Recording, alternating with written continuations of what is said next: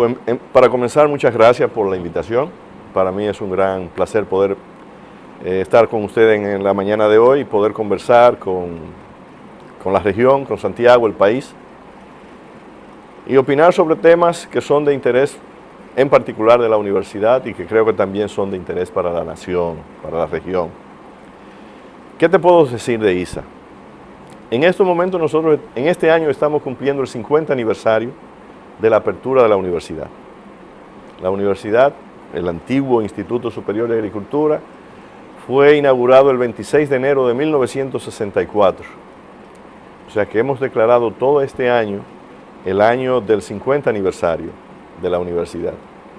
Y ese 50 aniversario nos encuentra a nosotros con una serie de proyectos, de iniciativas, de logros, pero sobre todo de un espíritu muy particular en base a lo que nosotros visualizamos que va a ser el futuro de la universidad. ¿Qué hace una universidad como ISA? ¿A qué se dedica? ¿Cómo contribuye a la sociedad dominicana?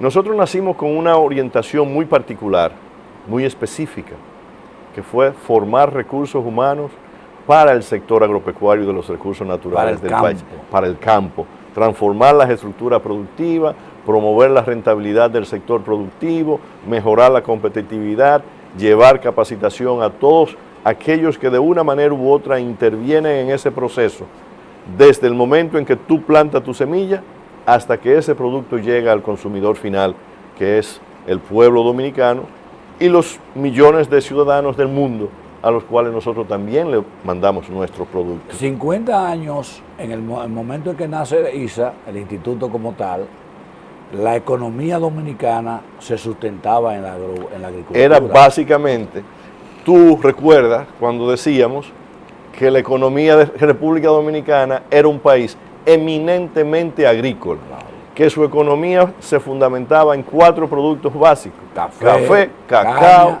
caña y tabaco. Exactamente. Hoy en día, la agricultura dominicana es una agricultura mucho más diversa. Ya no hay una hegemonía de un producto en particular o de un conjunto de productos, sino que hay una diversidad que hace que República Dominicana sea cada vez menos vulnerable a los vaivenes del mercado internacional, específicamente de los precios y lógicamente también de las condiciones internas de producción. O sea que hemos cambiado de una economía que era eminentemente agrícola a una economía de servicios. Hemos experimentado ese cambio. Hemos experimentado ese cambio y es una realidad que nosotros... Lamentable realidad. Una lamentable realidad, lamentable para aquellos que entienden que el campo debe de ser todavía parte fundamental del desarrollo de este pueblo. Yo me inscribo en esa parte. Usted se inscribe, yo me inscribo en esa. ¿Usted sabe por qué? Porque los renglones y los soportes de la economía de hoy, que se sustenta en ¿qué? En turismo. Turismo. Zona franca y la famosa remesa. Así es.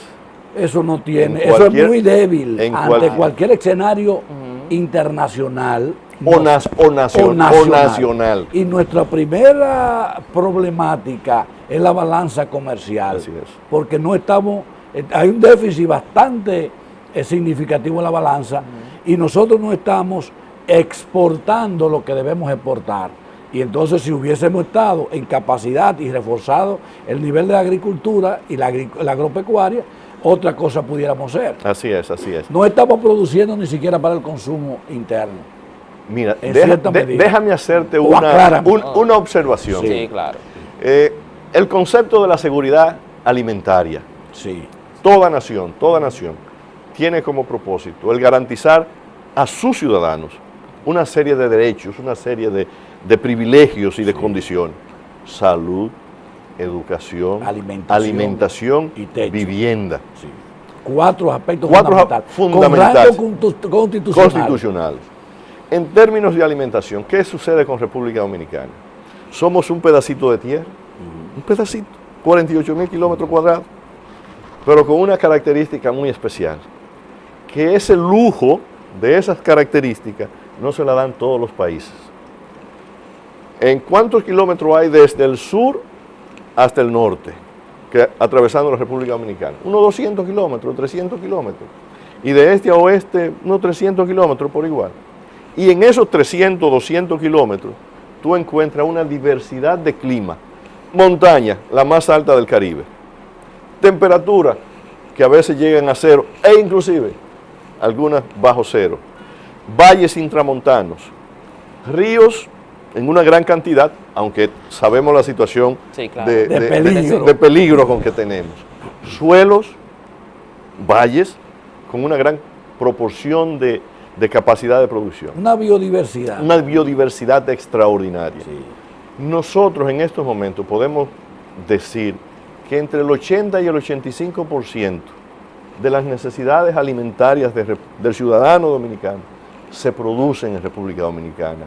No dependemos de tal o cual país para nosotros decir necesitamos alimentos en una gran proporción para alimentar a nuestra población. Es decir, la canasta familiar básica de per se, República básica. Dominicana, en su gran mayoría, en un 80-85%, es producida internamente. Qué bueno y que eso no se lo da, qué ese lujo no se lo dan todos los países. Qué Mira bueno- qué problema tiene Puerto Rico que no puede Qué bueno producir. que establece y lo repite en 3 ocasiones, 80-85%. Así es, Es que así es. nosotros tenemos las condiciones para autoabastecernos Y, en el 100%. y todavía ser más eficiente. O sea, Claro. yo no diría que al 100%, yo no diría que al Claro. 100%, Porque hay pero productos una que proporción sí, todavía nosotros- mucho más alta de lo que es hoy en día. Nosotros pudiéramos incluso estar en condiciones de exportación a grandes escalas Así es, así para es. enfrentar la balanza comercial, Así el es. déficit.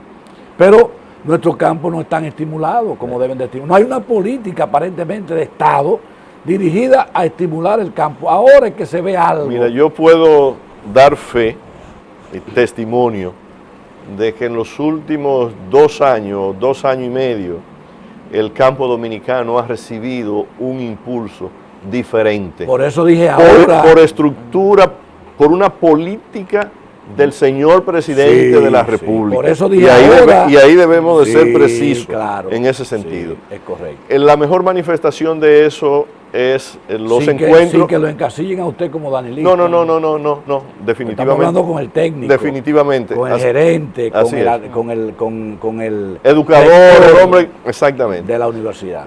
La mejor manifestación de eso es, por ejemplo, los viajes que hace el presidente de la República durante los fines de semana para trabajar con el hombre sencillo del campo.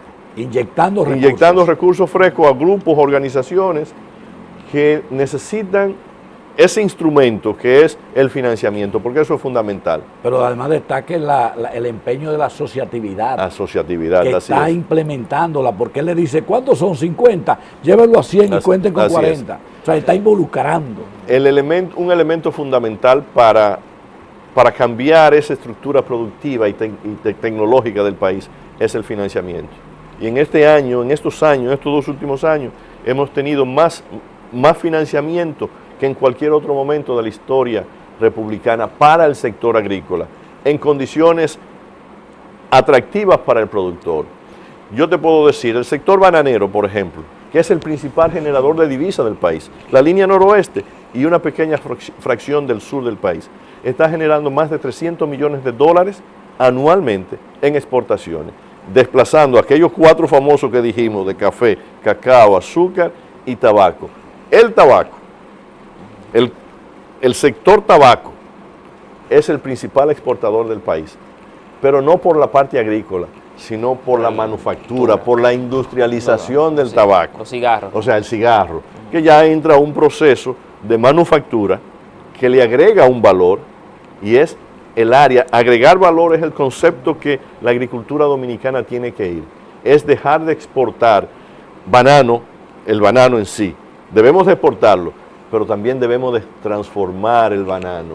El hijito tuyo o la hija, cuando estaba pequeña, de la compota, ¿qué tipo de compota tú le dabas? Casualmente. Procesada. ¿De dónde venían? De Estados Unidos. ¿Qué tipo de composta? De banano, de manzana, de pera. Pera Pero era la- ¿por qué nosotros no procesamos ese banano? ¿Por qué no procesamos el mango? Más allá de lo que lo estamos procesando. ¿Por qué no procesamos más aguacate? Porque no, ¿Por qué no porque procesamos? no hay visión de Estado. Entonces, ese es el elemento Porque hacia el nosotros cual no compran el chocolate. nos compran el chocolate y nosotros no lo devuelven. no lo devuelven y lo Mickey compramos Way 10, y 15, esas 20, cosas. más caros que lo que nosotros lo Exacto. exportamos. Porque no hay visión. Y ahí es No hay donde visión. tenemos que, hacia ahí es donde tenemos que ir. Bueno, se torna interesante esta conversación con nuestro invitado en el día de hoy en el Café de Diario 55. Por eso le invitamos a que permanezcan con nosotros.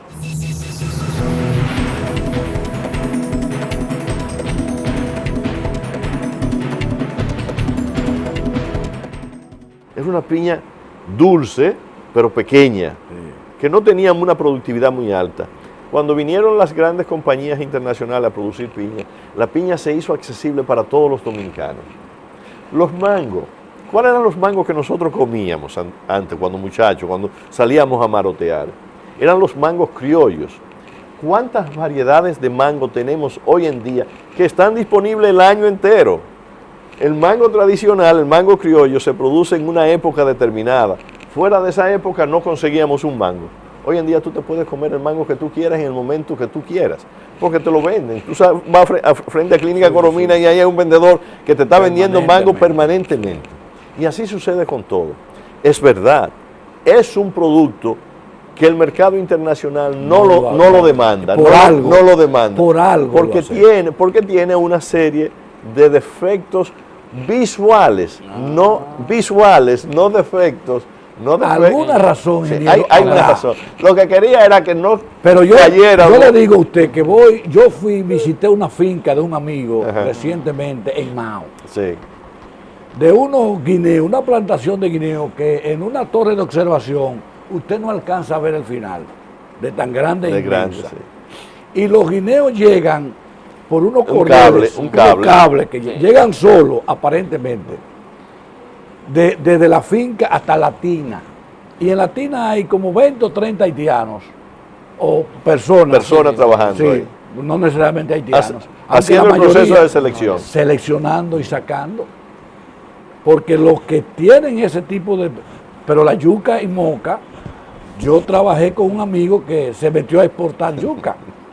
Y yo iba a supervisar porque algunas tipo de quejas que- empaque, el tipo de empaque. Y me daba cuenta que la yuca que quedaban abajo, el tipo me decía, tú te la puedes llevar esa, porque esta es la que me interesa. El rechazo, es lo que lamentablemente nosotros consumimos aquí. Pero es verdad lo que usted plantea. Pero ¿a dónde debemos de llegar? Que llegue el momento en que el consumidor dominicano sea mucho más exigente. Y diga, no, esa yuca yo no me la voy a llevar, yo quiero esta yuca. Esa es la que yo voy a consumir. Ahí es que empieza Porque ese todo. es el consumidor. La conciencia de que eso. debe trabajar el Estado en una campaña abierta y permanente de concienciación. Así es. Vamos a degustar el mejor café del mundo porque ese sí que está probado en los mercados internacionales. ¿Cómo no? Y cumple con todos los muchas requerimientos gracias. de los tratados de libre comercio. El café Santo Domingo, el café de siempre. Gracias, Xiomara. Salud. Salud y buenos días. Otra vez.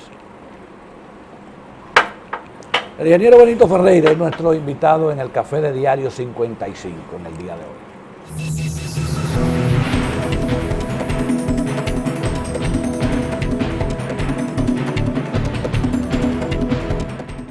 Si usted cree que las autoridades han tomado las medidas necesarias para poder controlar este incendio. Primero la sequía y segundo lo del incendio. Mira, la sequía. República Dominicana está colocada en un espacio en el Mar Caribe, en donde está expuesta a esas condiciones extremas que se dan. Periodos de lluvia, tropical, periodos de sequía, periodos de mucha lluvia, vientos, huracanes, terremotos, todos esos fenómenos naturales somos sujetos de sufrirlo.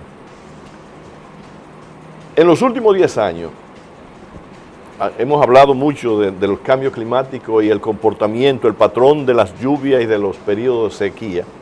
Ha sido dramático el cambio que se ha dado. En los últimos 10 años nosotros no hemos tenido prácticamente sequía, con excepciones de algún periodo, de alguna pequeña región de República Dominicana donde se han disminuido las lluvias. Pero aquí hemos tenido años, los últimos 10 años de mucha lluvia.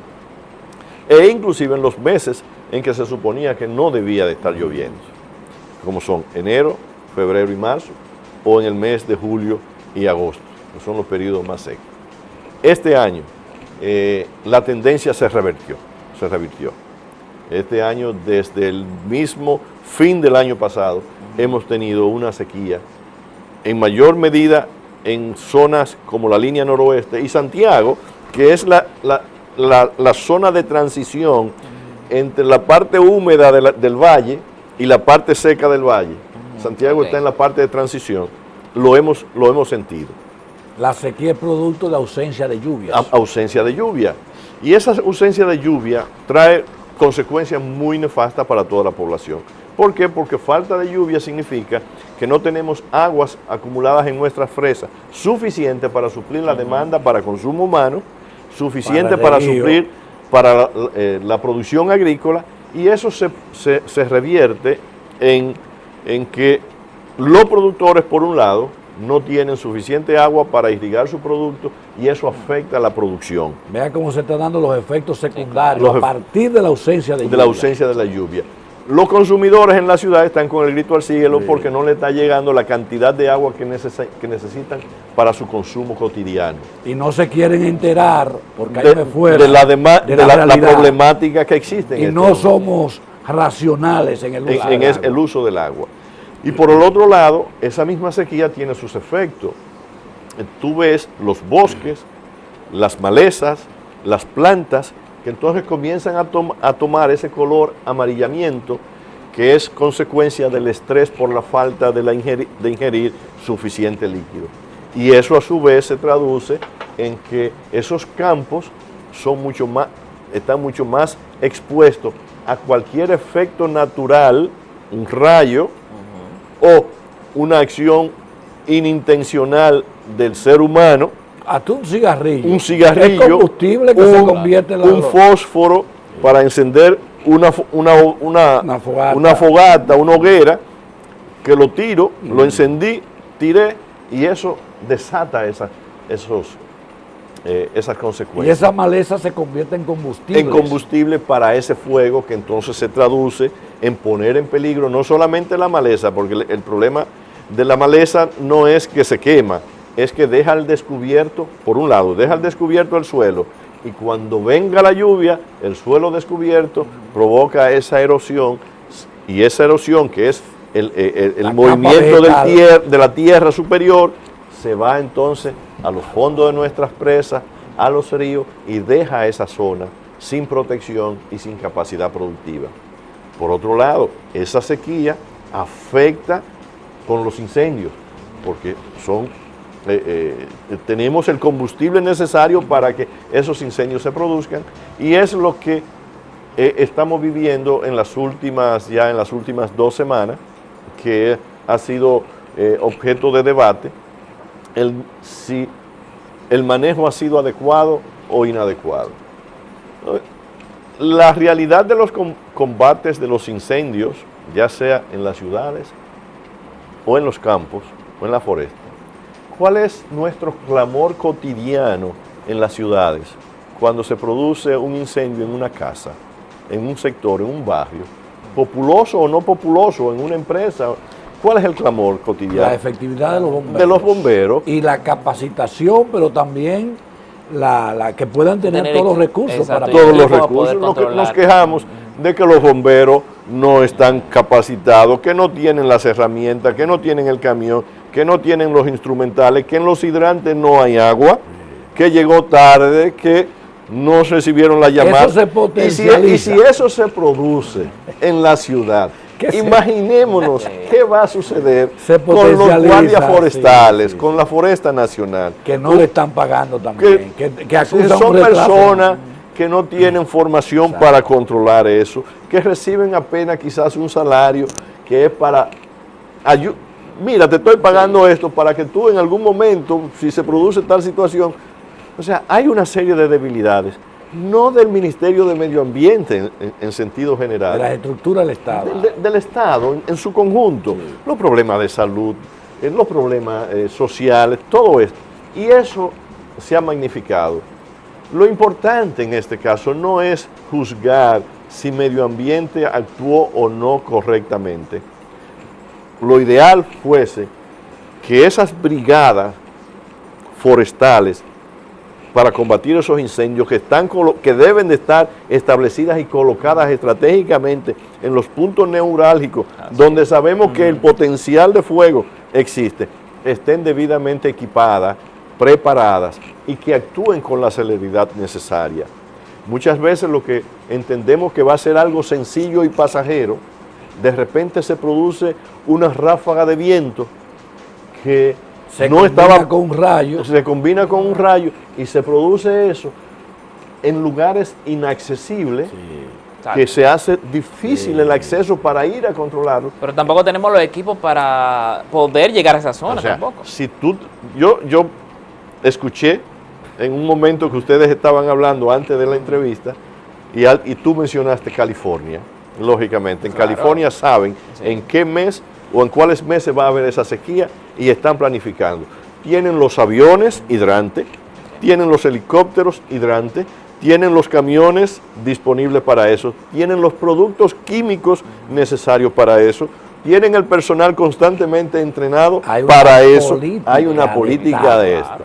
Entonces, lo que pudo haber sucedido en medio ambiente es lo que cotidianamente sucede en todas nuestras instituciones, que debemos de exigir constantemente. Nunca podemos darnos por vencidos. Siempre debemos de exigir y siempre hay campo para mejorar. Siempre hay campo para tú planificar y poder evitar que la magnitud del daño sea lo menos posible. Ingeniero Benito Ferreira, rector de la Universidad ISA en Santiago, nuestro invitado en el día de hoy. En el Café de Diario 55, al retorno estaremos en la parte final, concluyendo esta conversación interesante que nos describe todo el accionar de ese importante instituto que en este 2014 está celebrando su 50 aniversario de su fundación. Un aporte de Santiago para toda la comunidad nacional.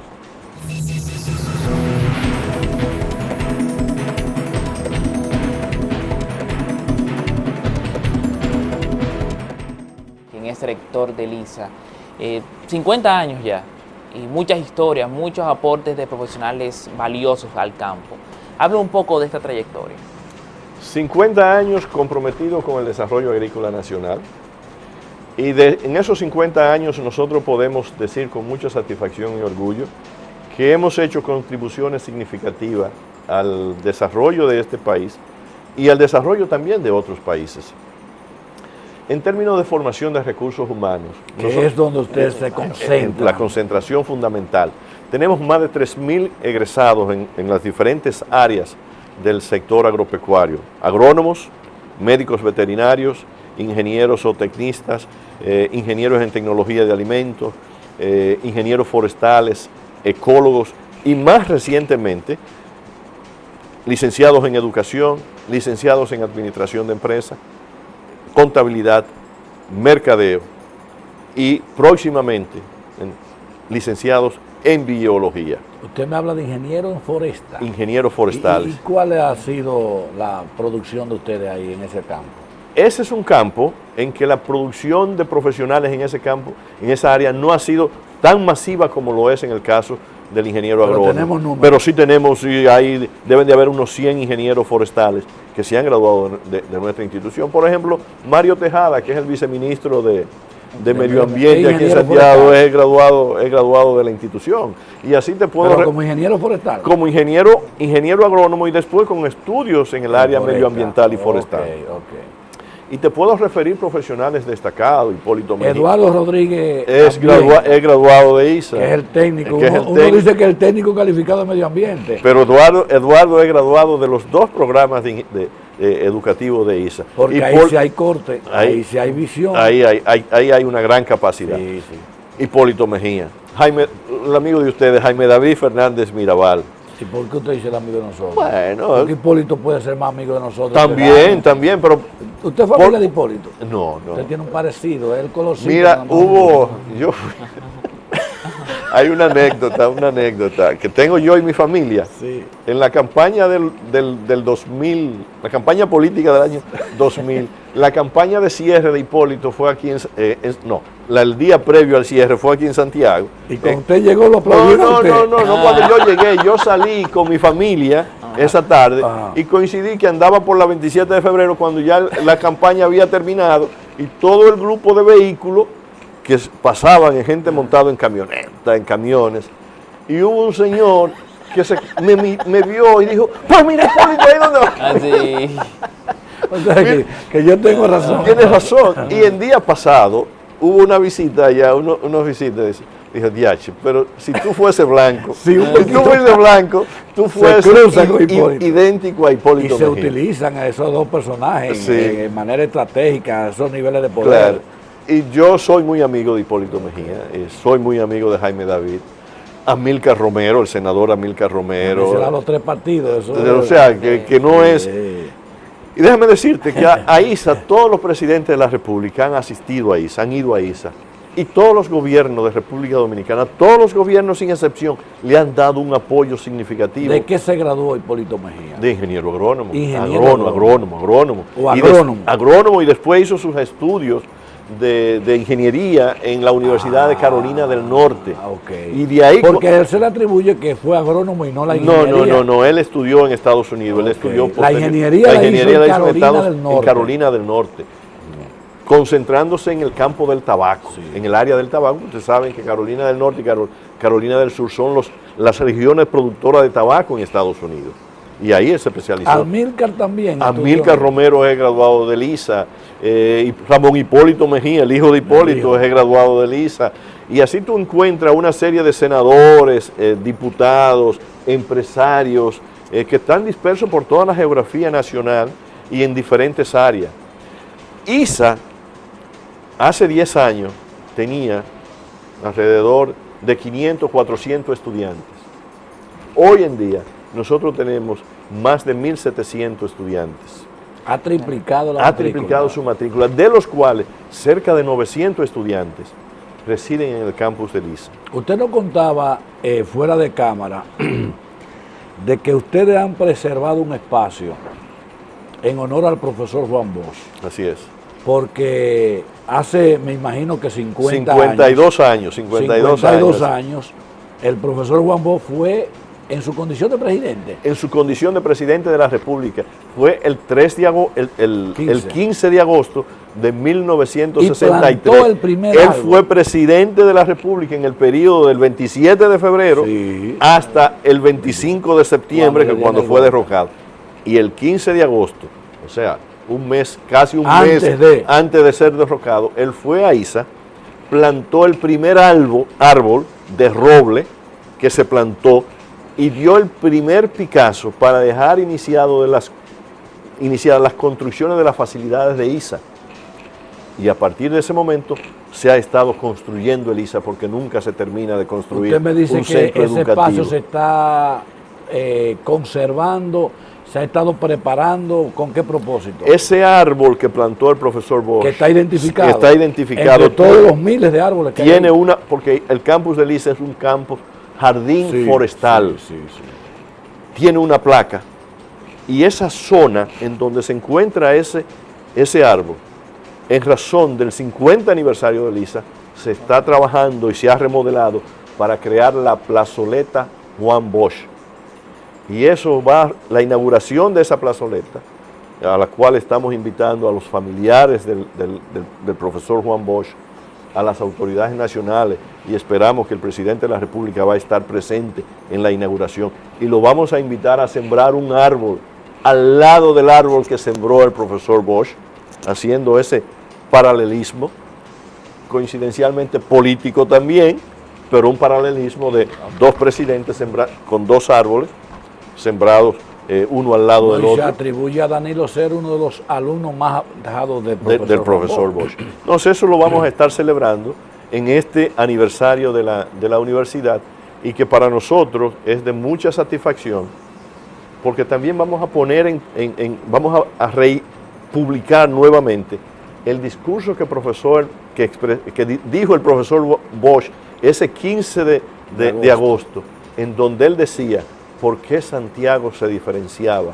del resto del país, por qué Santiago era diferente y por qué Santiago no pedía, y si pedía, antes de pedir, daba, para que no se viera que simplemente estaba pidiendo, sin dar nada a cambio. El orgullo del santiaguero. Es el orgullo del santiaguero, exactamente. Finalmente, ingeniero, usted tiene algunas actividades allá en Elisa. Me dice que el jueves El jueves tenemos la visita de una comisión del Senado de la República, presidida por el presidente del Senado, el licenciado Reinaldo Pared Pérez, quienes decidieron reconocer la labor de ISA durante estos 50 años y vienen entonces a entregarnos el pergamino de reconocimiento.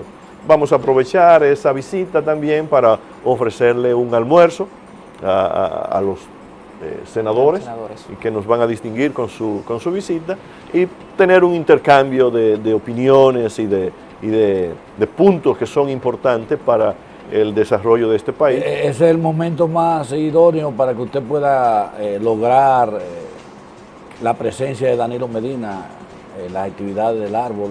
Así es. Porque las relaciones de Reinaldo y el presidente son excelentes. Eso me dicen. Yo pienso que ese es el candidato del sector de Danilo. Eso tengo entendido por las informaciones que tengo, de que eso es uno de los candidatos que sí. Ingeniero, 1.000.000 de gracias. Muchas gracias a ustedes por la invitación. Gracias por venir, de verdad. Un placer, un gran placer. Bueno, y hasta aquí, Diario 55, La Diferencia. A nombre de Nelson González y un servidor Luis Trinidad, les damos feliz resto del día. Hasta mañana.